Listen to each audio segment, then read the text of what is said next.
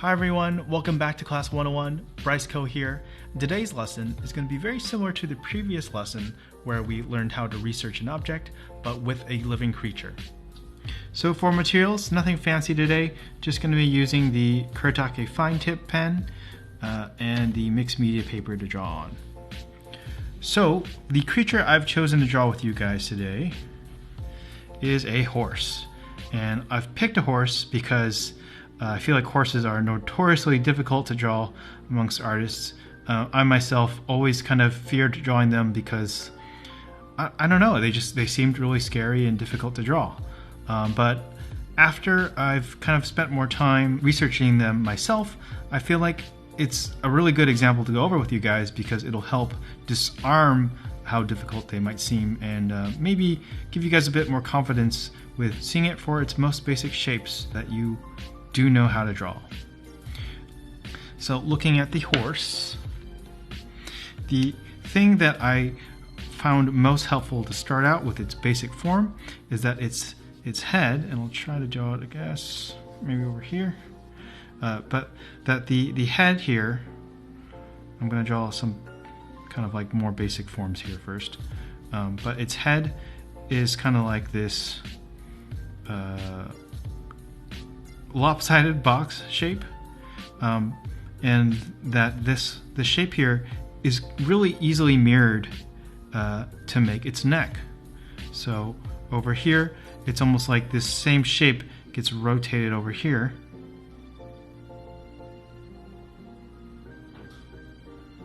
and that is the neck. For its body, I like to think of it as, okay, looking at this leg here, and it's got front legs and back legs. These front legs, to me, kind of they kind of jet out a little bit.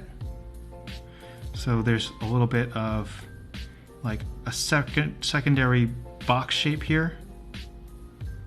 It's obviously rounded, and those just kind of come straight down into two parts. And it looks like to me that this is roughly halfway down, a little bit more than halfway down, till it gets to the joint here. And then from this joint, just a secondary kind of second part of the leg jets out. It flares out a little bit, and then that lands a little bit to the side with a hoof. And from there, I will look at the body and I'll say, okay, so this body separate from the head is kind of cut in thirds also, but this one is like a little bit smaller. So if I say this is a little bit smaller than a third, maybe an actual third with something like that, then the length of its kind of rib cage or stomach area here, this middle part, is all clean by itself. There's no legs or anything touching, just this shape here. And then the last third is this shape at the end with the butt. And the thing that I see when I look at this is I see kind of like a drumstick, like a chicken drumstick. So that shape kind of arches back this way, and this is the same joint that's level with this joint here, and then that comes straight down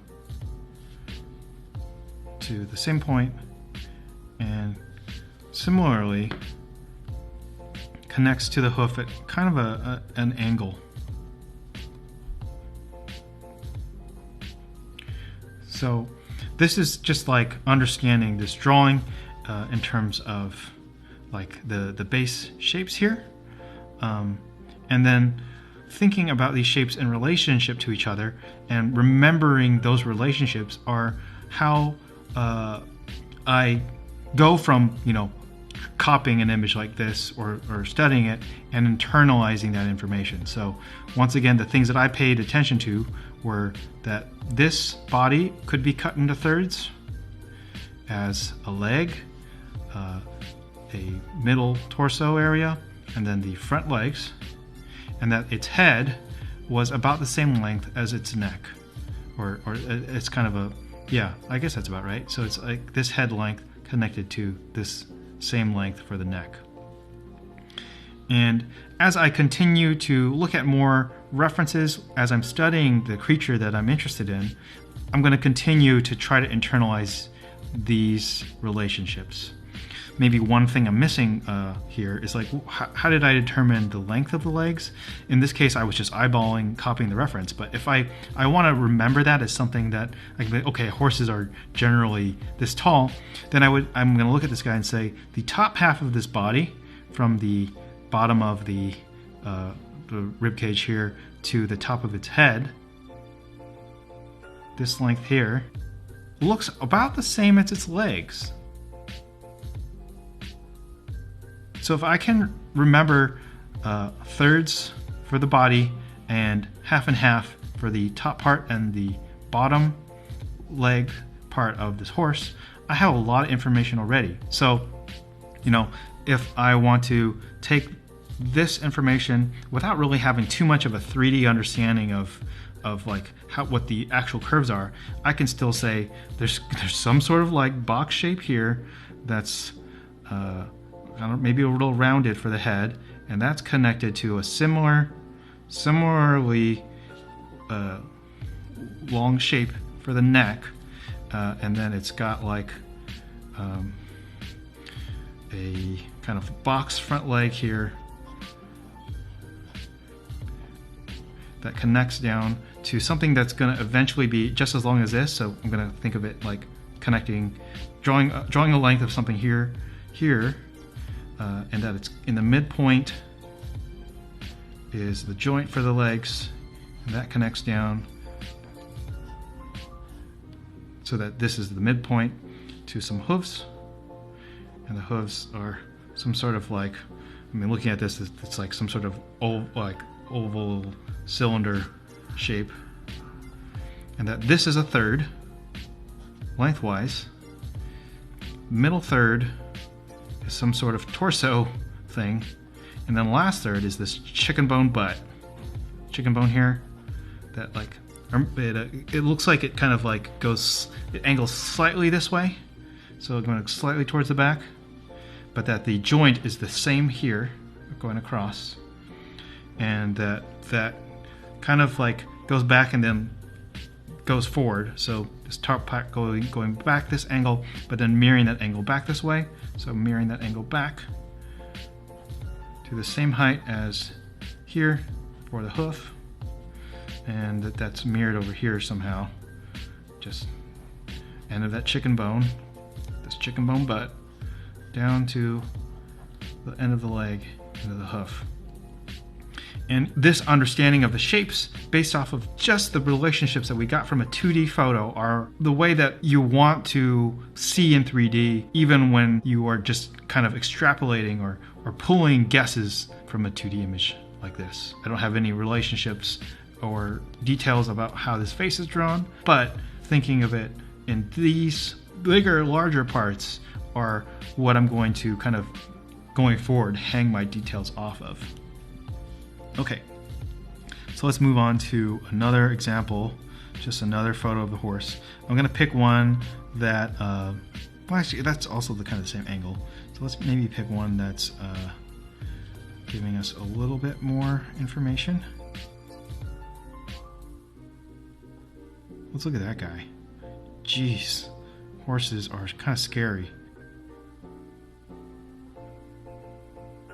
Okay. So looking at this dude is like pretty intense, and it's got a lot of hair here kind of obscuring the neck, but let's just see what we can gather from looking at this guy.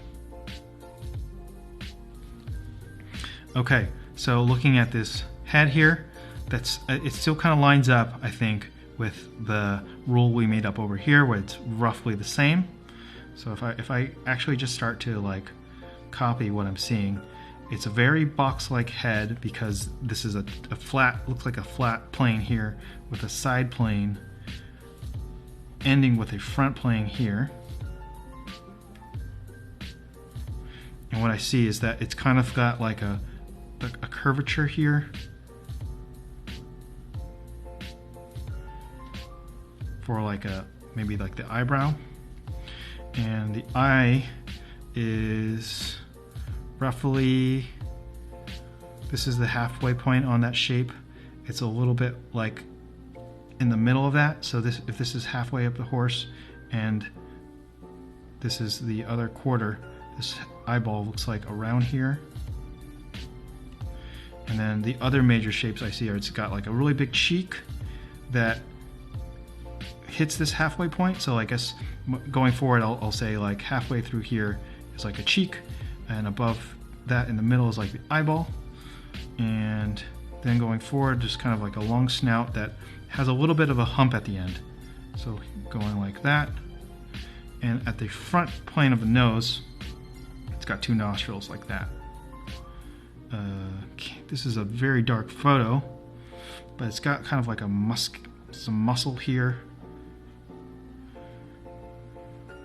And the ears, looks like they're flaring out on this guy, so like facing this way. And that's just like I'm cutting like a cylinder in half, or like a cylinder kind of diagonally here. And that same cylinder facing out that way, cut diagonally. As I'm trying to understand this horse, the hair is something I will pay attention to as like, oh, I can draw a horse with a butt ton of hair in the future. It's just something that's now within my visual library of what's possible. And then the neck, the same here. Ooh, that body looks like it's about lining up with our rule of this is half and this is the other half. So this half here, maybe this top half is a little longer, but he's kind of at an angle here, so I think it's close enough to say that this is something that we can remember. Top half of the horse is as long as the bottom half, which is just all leg. Okay, so we got a little more information on the front torso here. Look how kind of flat that looks. That's like just a flat box here, but then a little bit of muscle for where that leg is coming out of, and that leg looks like it lifts up forwards. So this part comes forward, and then this leg comes straight down. So anytime I can find a line that's like perfectly straight like that, that's really helpful, because I'm not having to memorize like a soft like angle or curve or anything. This is straight up and down. So knowing that this leg can come up like that, and that the way that it angles that leg down is not going to be like to the front or side or something like that. It's just like straight up and down, and that it's got kind of a cool curve. I know because I've seen horses before that like they do this kind of thing where the hoof kind of is angled inwards, and I see that here. So that's something I'm going to pay attention to, that the fact that the way that this leg moves is that this part can move up and down like that, and that this part will stay kind of straight, but that the hoof will curve inward. This is all the sorts of things you're paying attention to when you're researching. So this is the third, middle third here, and last third there. That seems to check out. So drawing roughly the middle here with its glorious hair. And then this last third of a chicken drumstick.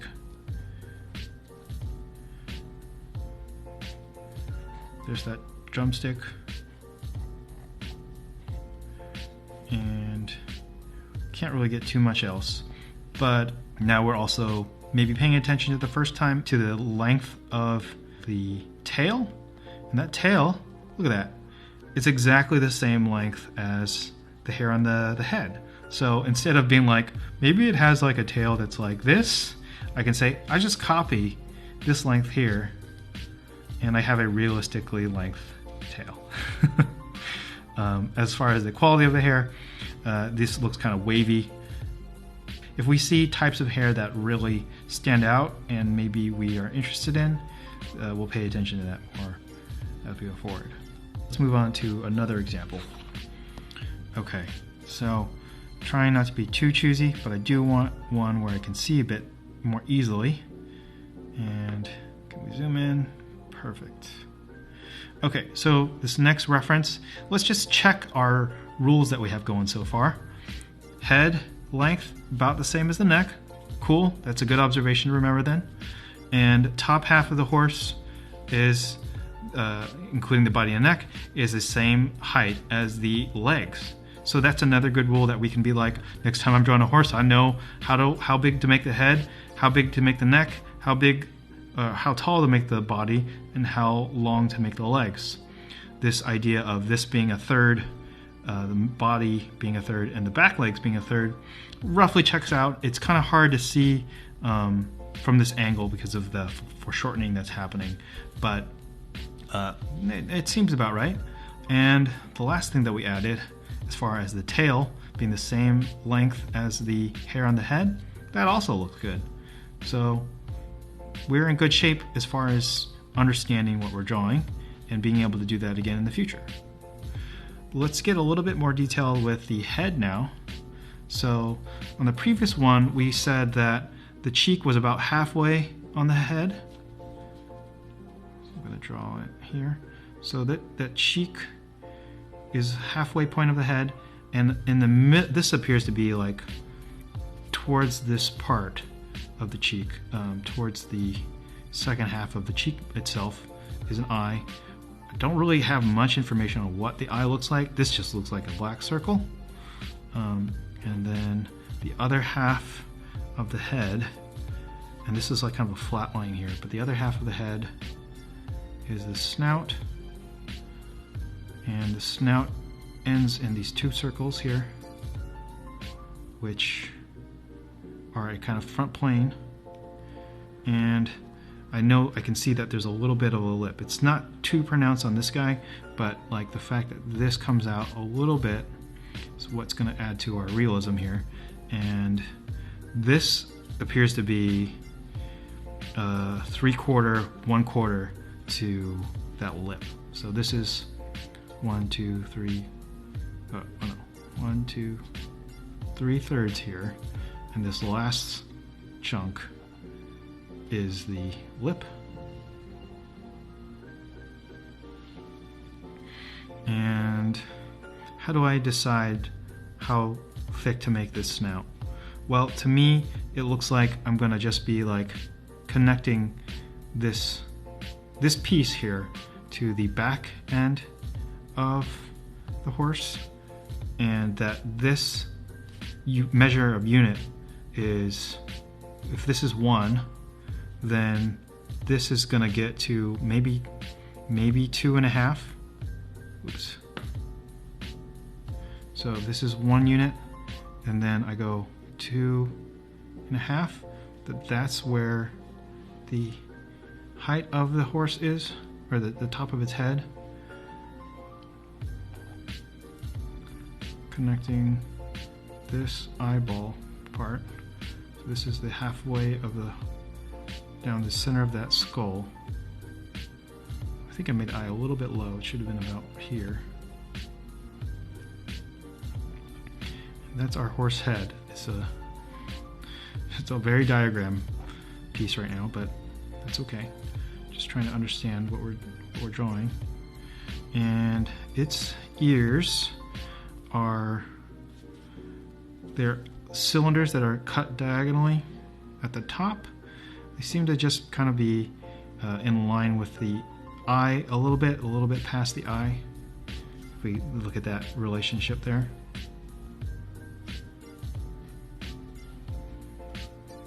So that's our goofy horse face. I think looking at this appears to be more of a straight right angle here to me.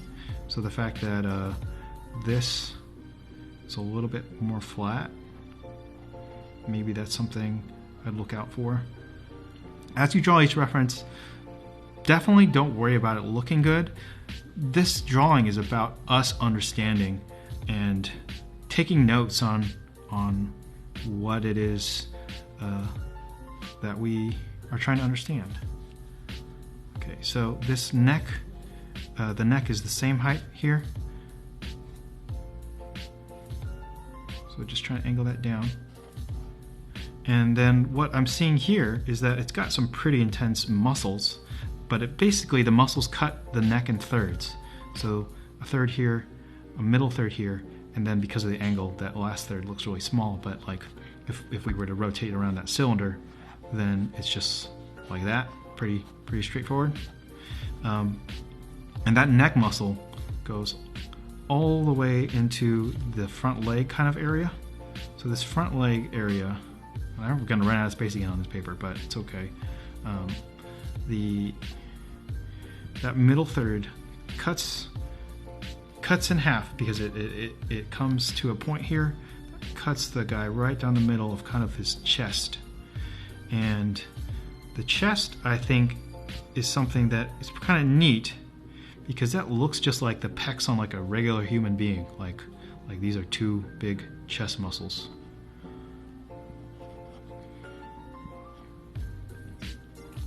And so the fact that these chest muscles are now the way I'm going to think about this front plane of the horse is helpful, because now I kind of have a shorthand for what I can render this area as opposed to kind of just like what we said before. It was like, it's kind of like boxy area here. Now I'm thinking that these kind of look more like these two lumps of a box.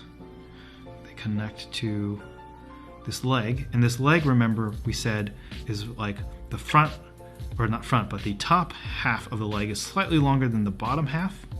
That appears to be true. It's also lifting upwards, kind of like it did in the previous one. This is the half point here, and then this half can be a little bit smaller, or a little bit shorter, I should say.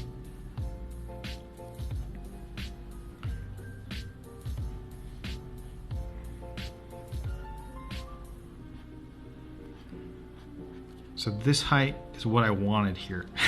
And that's the lack of planning, but that's okay. Next time I draw one, I'll try to measure it out first. And this back half of the horse, so this is the third of a box that I'm thinking of here, and then another third here. But we get that kind of rounded line that maybe I just know from experience is because underneath it's got some ribs. So that middle third, and then this last third is that drumstick here.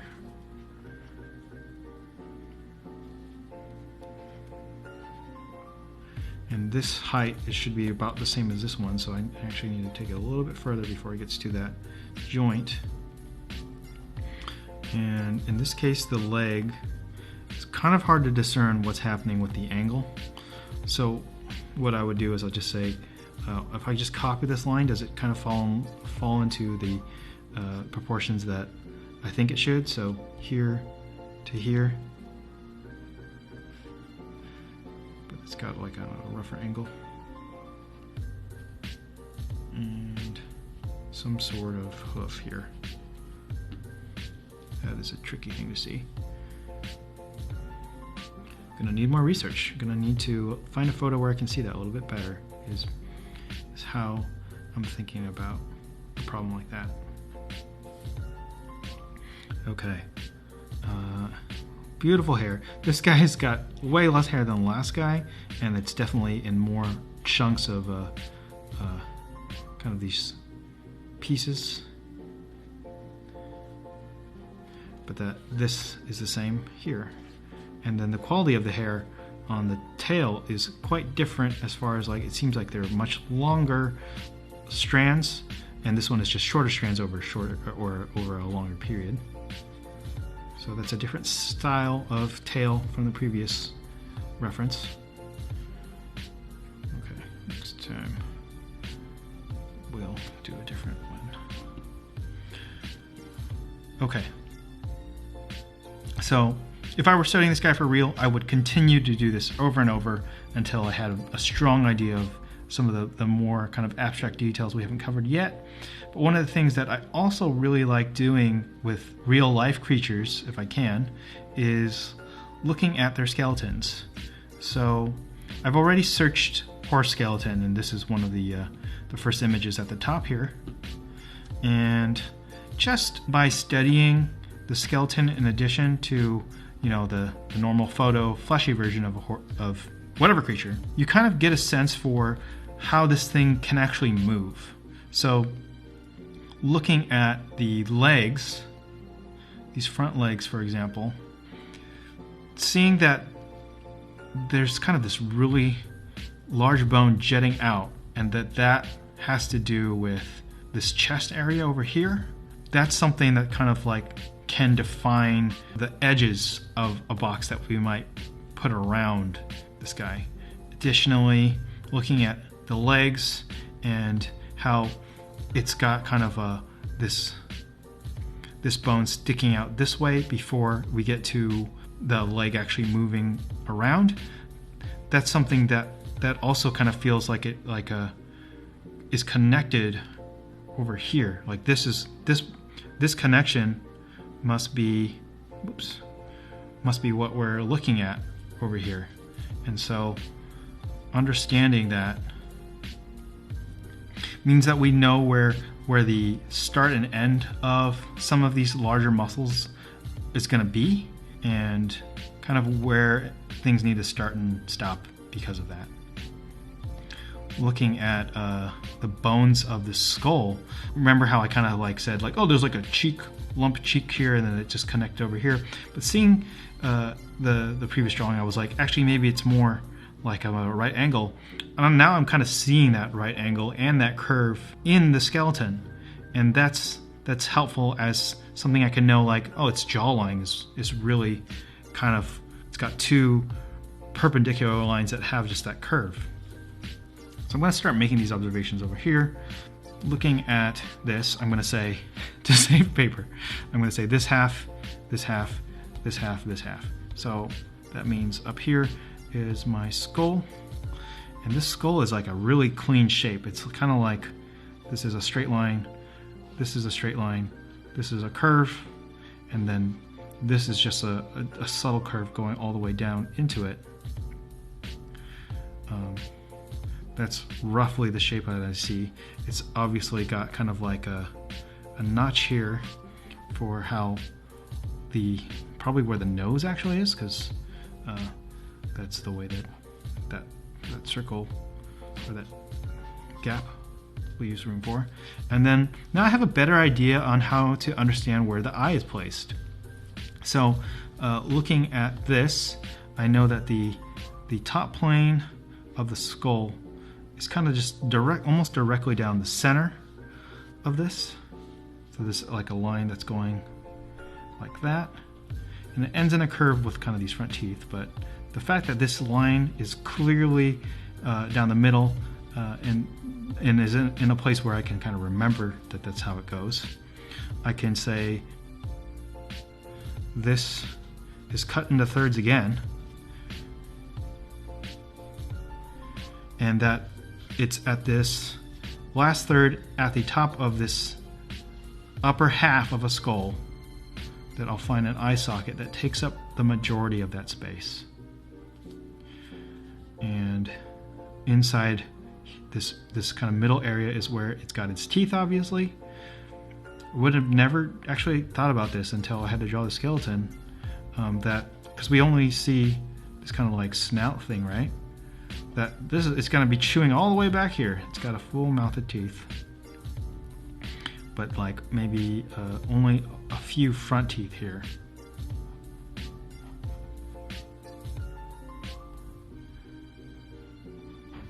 And that all of this information is helping me understand that when I draw a real horse, I can think of drawing an eyeball and thinking of this top plane here of the horse's like flesh, and that's going to come down strongly to here where the end of its skull is, and then like loosely like have a snout. And I remember the snout, to me, actually in retrospect, I think the snout, the holes of its nose were roughly the same as its eyeball there, and that it was 3/4 of a snout and then the bottom lip, and that this kind of shape was almost like a perfect box. So I had like a little bit of it coming down, And then now remembering that this is really a really strong form, really easy to understand. Straight line, having that curve connect them to a gradual curve on the corner there. That I have a much better idea on what's going on. I think I remember it had like a cheek here, and then the other guy had like a really muscular thing going on there. But thinking of it as like, okay, this is the end snout, this middle third of kind of like just protruding bone connecting these two ends, and that this last third here is where the eyeball starts.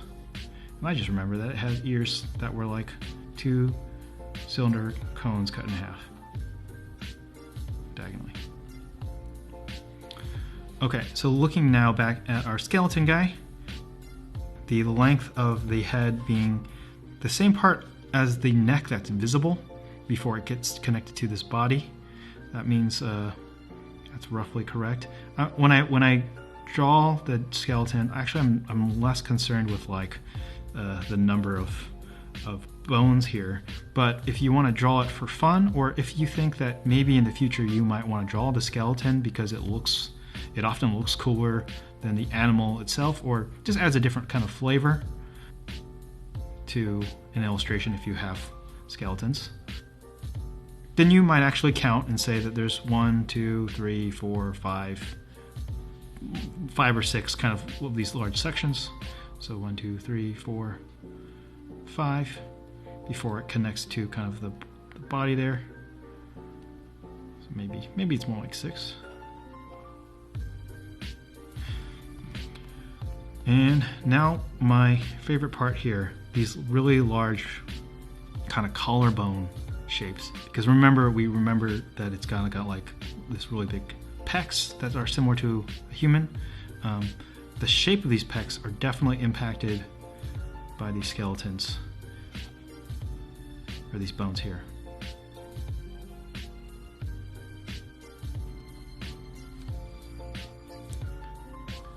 And I think that these two large collarbone-ish shapes kind of filling in those pecs makes a lot of sense. And well, even if I don't really understand how these connect to those muscles anatomically, knowing that there's these really large shapes here is going to help me emphasize them in the kind of flesh version of the drawing, and that will just add a little bit more realism, believability to it as I draw it. So these shapes here kind of are helping me internally to determine the box that's here. Like, as we've been thinking about this as a third, these kind of like are the reasons why I kind of see that box, because they define the outer edges. So like, I almost tried to zoom in on my drawing. So like the corner here is that corner of that box shape, as is the top of this this bone, which I drew too long. And that is the reason that makes sense. Okay, I did it again. I made this too long. But that's how it goes, guys. It never goes according to plan. It's just learning to deal with the mistakes. So I can't teach you about the legs, but I can show you just like my understanding of this guy. So this third connecting to this third here, this chunk, the reason why we see the edge of a box and that chicken bone is, what the heck is that? That's kind of like the hip back here. It's like a U hip. And that is so interesting. So that U hip is kind of like this like ring shape here that's connecting to my chicken bones. And these bones are kind of the top and the joint part. So it's kind of showing this outer shape that is the chicken bone, kind of like makes contact at the edges here and here.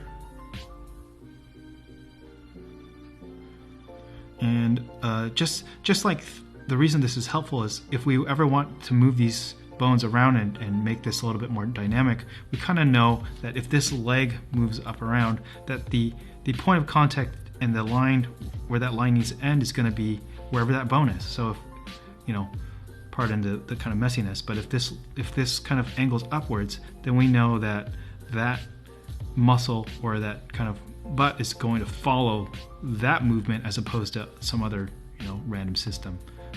That's why that's helpful and really interesting. Okay, so I kind of just drew the ends of this box shape here, but this middle third looks real simple. It's just like a bunch of ribs that kind of go thin and then wide and then thin again, so like almost like a cylinder. Like this is a bunch of cross contours of a cylinder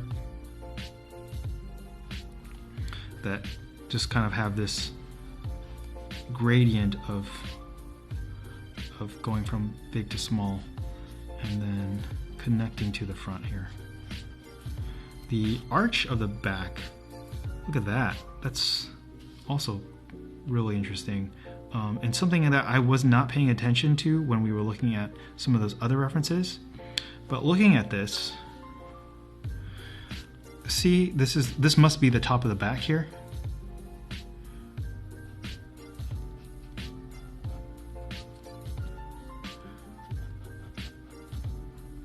So that shape, since we didn't see it jetting out of the horse, we just know that that must be the kind of like contour shape that's at the top there.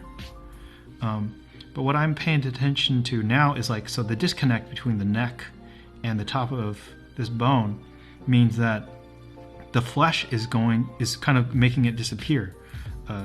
It's not like we see a huge, you know, dent in the side of or the back of the horse's neck. So the flesh is like gonna connect from here to the top of the head here. So that's how much muscle is in the neck. And the fact that this shape here is roughly kind of what we've been saying with this shape here, and it looks to me like my proportions are off, but it's like probably should have been something a little bit more like that, and then we would have a more anatomically correct horse where the ears would jet out like that. Cool. So I think I'll kind of leave it at that for the skeleton because there's just so much interesting things to go into. It would take forever. But the point is, you know, studying the skeleton can be really informative for helping you understand what's going on when you draw the flesh version of the horse or whatever creature it is you're drawing, and that looking for the relationships can help you understand better how to draw this guy in different situations or angles. Okay, I'm going to leave it here for the skeleton, just because I want to kind of quickly move on to some other topics on how to draw a creature and how to research. So let's move on to a new page. So on this last page, I just want to show you how you take the information that you're gaining from this research and using it practically.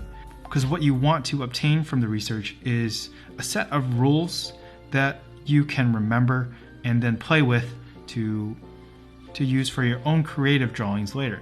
So the things that we have gathered so far are that the head of the horse is roughly the same length as the neck, and that this head here is cut into thirds where one of the eyes is going to be over here, and that its front nose is got two nostrils about the same size as the eyeballs, with a bottom lip that's about a fourth of the size of that snout.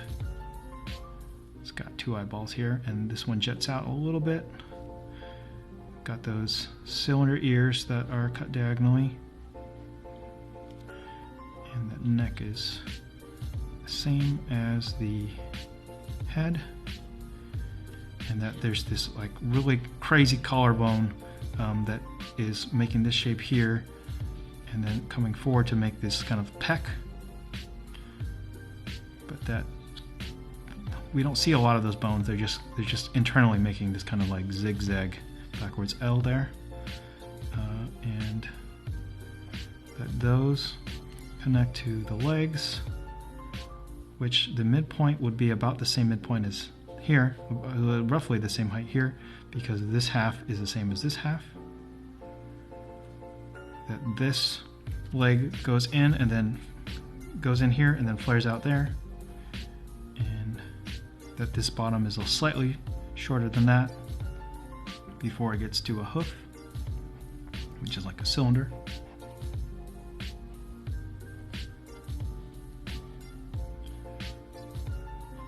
Same on this side.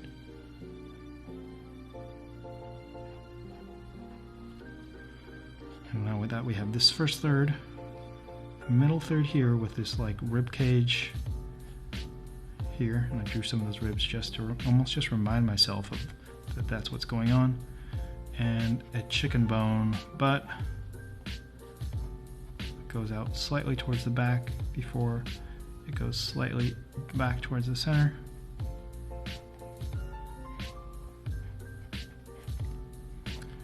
Mirroring that on the back there.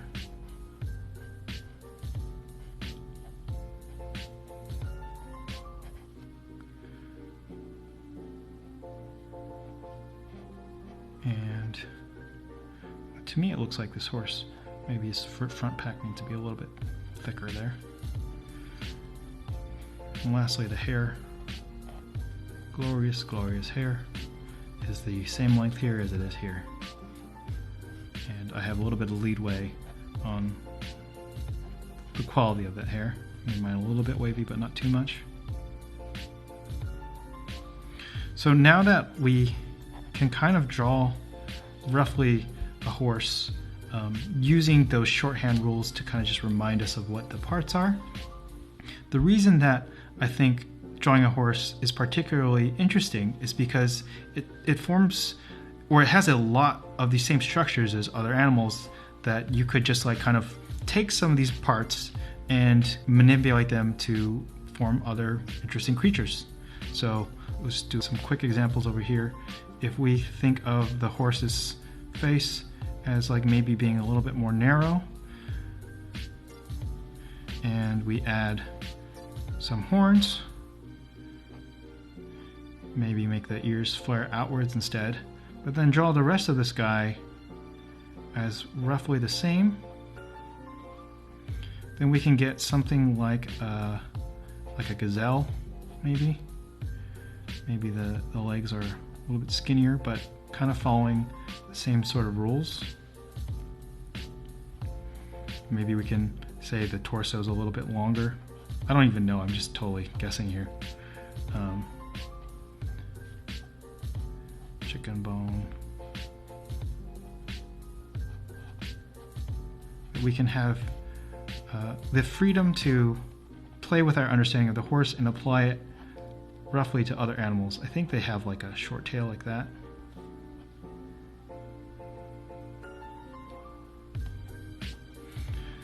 That's kind of like a more easy example to understand. Obviously, you could also make this magical by drawing a horn on it. But another one that I think is interesting is like an oxen. So an ox is kind of has like roughly, it's got like these kind of curled horns on the head and like a shorter face. I'm just going to draw literally like a short horse face. And I think its ears go out that way. But the thing about this is I know from looking at a photo of one recently that it's just got like a much thicker like upper body. So if I just decide to kind of like think of a horse body and make it super buff so that it's got like really strong pecs, but it like maybe has like more muscles over here, and then like stout legs that are just way chunkier than this guy, but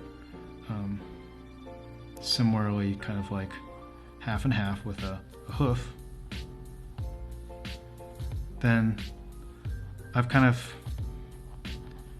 roughly being able to expand my visual library a little bit more easily, because I've now given myself the framework to understand other creatures based off of the structure that the horse has.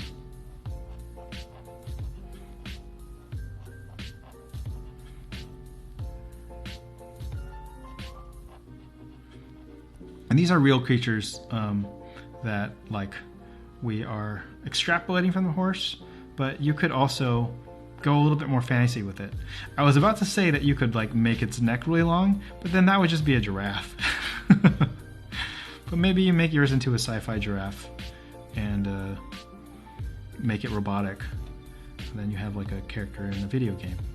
So like this being what a horse's head will look like, but like I think there's a video game where they just kind of like just make this into like a saucer, and then the rest of it, like rather than making it flesh, like you make these into armor plates or something that are similar to that understanding that we got from the skeleton. Just kind of expose these things and make them into cooler shapes. Maybe add claws or something. And you're able to design a creature that like kind of has a little bit more of a grounding in reality. In this case, I mean like it's a robot that is based off of your understanding of that one horse. Maybe you decide to like take those spinal backbones and expose them just to make this guy look a little bit scarier. Sorry, Bison guy. I'm not doing this perspective correctly. But yeah, maybe for your final project, you mostly picked a boring old horse, but at the end you want a sci-fi thing. This is the sort of flexibility you give yourself by studying that guy.